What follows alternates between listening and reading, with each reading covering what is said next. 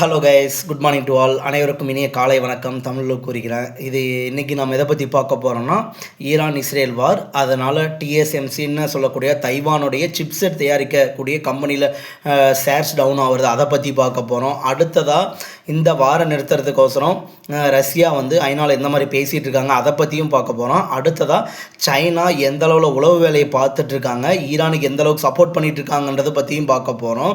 அடுத்து state of farmers மூடி இருக்குது, அதனால் வரக்கூடிய ஆயில்ஸ் வராமல் இருக்கிறதுக்கான டீட்டெயில்ஸும் பார்க்க போகிறோம். அதுவும் இல்லாமல் இன்னும் மிகப்பெரிய விஷயம் என்னென்னு பார்த்தீங்கன்னா, யூகேல இன்னும் 2 நாளுக்கு தேவையான கேஸஸ் மட்டும்தான் இருக்குது. அது முடிஞ்சதுன்னா அவங்க யூரோப்பியன் யூனியனில் தான் மிகப்பெரிய அளவில் ரேட்டு போட்டு வாங்கியே ஆகணும். அதை பற்றி தான் இப்போ முக்கியமான நான் இன்றைக்கி இதை பேசுகிறதுக்கு வந்ததுக்கு காரணமே அது மட்டும்தான். பாகிஸ்தான் அண்டு பங்களாதேஷில் மிகப்பெரிய அளவில் இன்னும் 2 நாளுக்குரிய 2 லிட்டர்ஸ் ஆஃப் பெட்ரோல் தான் இப்போ அவங்களுக்கு கொடுத்துட்ருக்காங்க. அதனால் பல இடத்துல போக்குவரத்து தட்டுப்பாடு ஏற்பட்டிருக்கு. இதை பற்றி எல்லாமே நம்ம டீட்டெயிலாக அடுத்தடுத்த வீடியோஸில் பார்ப்போம். இப்போ மெயினாக சைனா என்ன பண்ணியிருக்காங்கன்னா, சைனா தனியாக ஒரு என்சைக்ளோபீடியா ரெடி பண்ணி அதை பற்றின ஃபுல் டீட்டெயில்ஸ் பார்க்க போகிறோம்.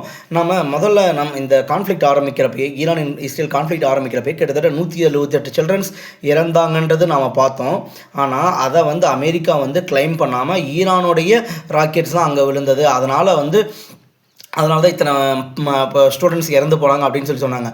ஆனால் அந்த இடத்துல விழுந்தது அமெரிக்காவினுடைய டோமோஹாக்குன்ற ஒரு விமானம் தான் இந்த 175 குழந்தைகளுடைய இறப்புக்கு காரணம். அப்படி பண்ணுறப்ப அமெரிக்கர்கள் எவ்வளவு கொடூரமானவர்கள்ன்றது பாருங்கள், நீங்களே பாருங்கள். மக்களே, நாம் என்னதான் வார் நடந்தாலும் சிவிலியன்ஸ் பாதிக்கப்படுறதை எந்த ஒரு நாடுமே ஏற்றுக்க மாட்டாங்க. இப்படி இருக்கிறப்ப எப்படி நீங்கள் அமெரிக்கன்ஸுக்கு சப்போர்ட் பண்ண முடியும்? இது அமெரிக்கா எந்த காலத்துலையுமே அவங்களோட தவறாகவே ஒத்துக்க மாட்டேங்கிறாங்க.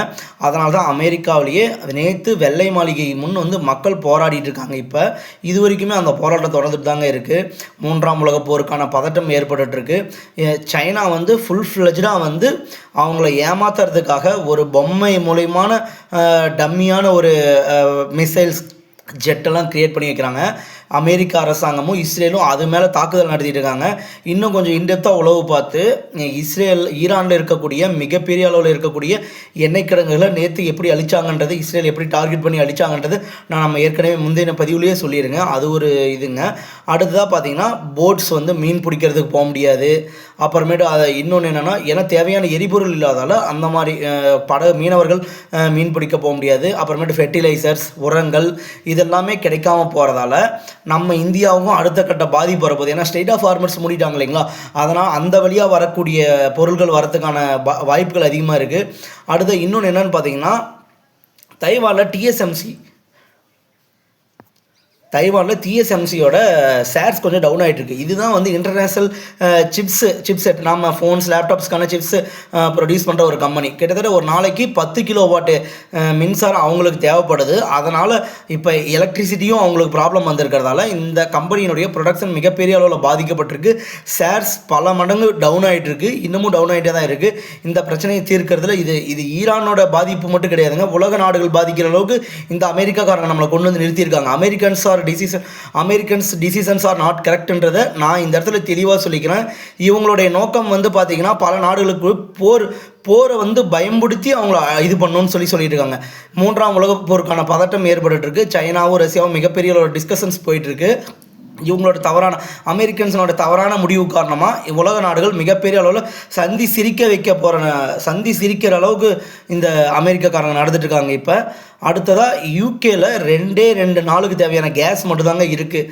அது முடிஞ்சதுன்னா அவங்க யூரோப்பில் தான் மிகப்பெரிய அளவில் கடன் வாங்கணும். இது மட்டும் கிடையாதுங்க, லிட்டர்ஸ் ஆஃப் பெட்ரோல் அண்ட் டீசல்ஸும் எல்லாமே அவங்க வெளியே தான் வாங்க வேண்டிய ஒரு சூழ்நிலை மிகப்பெரிய அளவு கடுமையான நிலைமைக்கு போயிட்டுருக்காங்க. இதனுடைய முழுமையான பதிவுகள். அடுத்ததாக இன்டர்நேஷ்னல் அட்டாமிக் எனர்ஜி அவங்க என்ன சொல்லியிருக்காங்கன்னா, ஈரானில் நியூக்ளியர் இது வரைக்கும் தயார் பண்ணலைன்றதை தெளிவாக சொல்கிறாங்க. ஆனால் அதை ஒத்துக்காத இந்த 3 நாடுகள் யார்னா, அமெரிக்கா, யூரோப்பியன் யூனியன், நேட்டோ நாடுகள். இந்த நம்ம 3 நாடுகள் மாதிரி வந்துச்சு. நான் இதை பற்றி டீட்டெயிலாக உங்களுக்கு அடுத்த வீடியோவில் சொல்கிறேன். இவங்களாம் முழுமையாக அதை நம்புறது கிடையாது, அதான் மெயினான ரீசன். ஓகே மக்களே, இத்தோடு இந்த பதிவை நான் முடிச்சுக்கிறேன். அடுத்த வீடியோவில் நம்ம இன்னும் முழுமையாக பார்ப்போம். டீட்டெயிலாக நான் உங்களுக்கு சொல்கிறேன். இன்டர்நேஷனல் அட்டாமிக் ரிசர்ச் எனர்ஜி அவங்க ஈரானில் நியூக்ளியர் எனர்ஜி இருக்கா இல்லையான்றது என்ன, அதை பற்றி என்ன சொல்கிறாங்கன்றது உங்களுக்கு டீட்டெயிலாக சொல்கிறேன்.